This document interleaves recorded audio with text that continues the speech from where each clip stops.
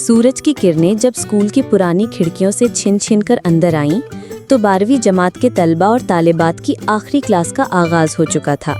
Class में चहल पहल थी, कुछ चेहरे मुस्कुरा रहे थे, कुछ आंखें भीग चुकी थी और कुछ दिल एक अजीब उदासी में डूबे हुए थे। जुवेरिया, मरियम और फजीलत तीनों बचपन की सहेलियां थीं। उनकी दोस्ती पहली जमात से शुरू हुई थी और अब ये लम्हा आ गया था जब सबको एक दूसरे से जुदा होना था। तीनों एक बेंच पर बैठी थीं और उनकी गोद में एक खूबसूरत नीली रंग की डायरी रखी थी जिस पर गुलाबी फूलों का डिजाइन बना हुआ था। हम इसे फूलों की डायरी कहेंगे, ठीक है? जुवेरिया ने नरमी से कहा। क्यों नहीं, हर जुमला एक फूल जैसा होगा जो हमारे दिल के बाग में हमेशा महकता रहेगा, मरियम ने कहा। और हम सबसे सिर्फ एक एक जुमला लिखवाएंगे जो वो हमें या हमारी दोस्ती को कहना चाहते हैं, फजीलत ने धीरे से कहा।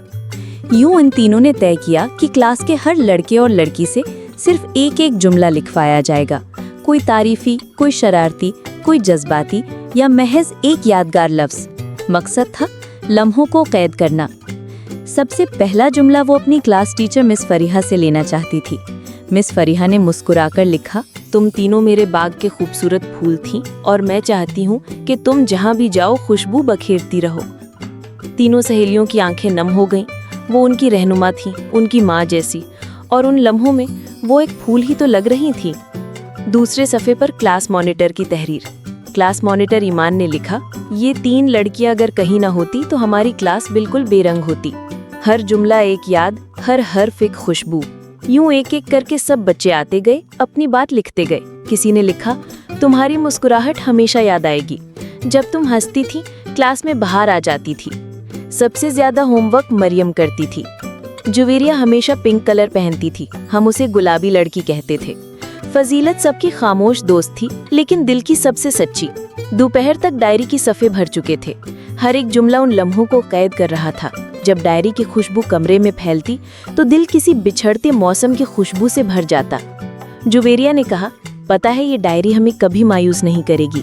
जब कभी हम जुदा हो जाएंगे ये हमें जोड़े रखेगी। आखिर में तीनों ने भी एक दूसरे के लिए एक एक जुमला लिखा। जुवेरिया ने मरियम के लिए लिखा, तुम्हारी बातों में जो उम्मीद होती है वो हर अंधेरे में रोशनी बन जाती है।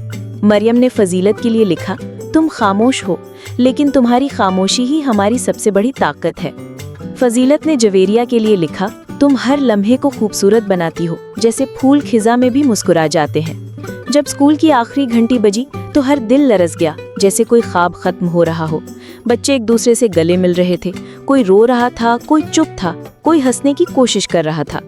तीनों सहेलियां एक दूसरे का हाथ थामे बाहर आईं।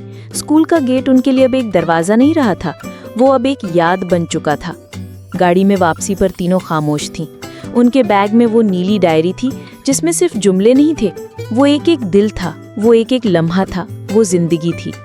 5 साल बाद एक सर्द दिसंबर की शाम को मरियम, जो अब एक उस्ताद बन चुकी थी, जुवेरिया जो मुसव्विरा बन चुकी थी और फजीलत जो एक मुसन्निफा थी, तीनों एक कैफे में मिली। मरियम ने अपनी पुरानी बैग से वही नीली डायरी निकाली, गर्द झाड़ी, सफ़े पलटे। हर जुमला वैसे ही खुशबूदार था। आंखें भर आईं। जुवेरिया ने कहा, फूल मर जाते हैं लेकिन उनकी खुशबू याद रहती है। ये डायरी हमारी खुशबू है। फूलों की डायरी सिर्फ एक डायरी न थी, वो उन तीनों की दोस्ती, एहसासात, हंसी, रोना, यादें, मोहब्बत और वक्त का एक अक्स थी। हर सफ़े पर एक कहानी थी, हर जुमले में एक चेहरा और हर खुशबू में एक रिश्ता। यादें मिटती नहीं, वो महकती हैं जैसे फूलों की डायरी।